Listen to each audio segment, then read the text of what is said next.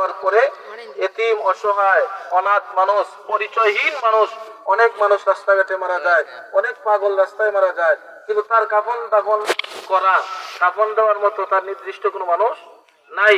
ওই সময় আমার আপনার কাজ কি হবে?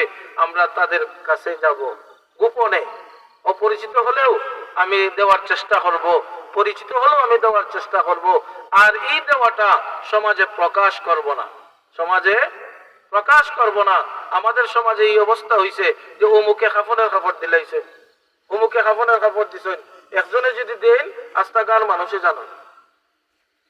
কিয়ামতের দিন কিছু মানুষ আল্লাহর সামনে দাঁড়াইব, আল্লাহ আপনার হুকুম মানাত গিয়া আপনার কথা মান্য আমি দুনিয়াত অনেক মানুষের উপকার করছি, অনেক মানুষের সাহায্য করছি। তখন আল্লাহ কইবেন তুমি দুনিয়াত সাহায্য করছো, দুনিয়াত তার বদলা পাইছো, আমি আল্লাহর কাছে তোমার কোনো বদলা নাই। তুমি দুনিয়াত মানুষের দান করছো, মানুষে তোমার দানবীর হইয়া বাহবা দিছে, নারে তাকবীর দিছে, মারহাবা শাব্বাশ তোমারে জানাইছে, আর তুমি খুশি হইছো। তুমি তো বদলা দুনিয়াতেই পাইছো, আমি আল্লাহর কাছে কোনো বদলা নাই।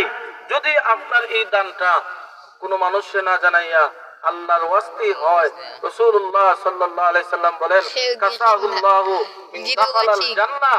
এই যে আপনি একজন মৃত মানুষকে একটা কাফন দিলেন, এর বিনিময়ে আল্লাহ আপনারে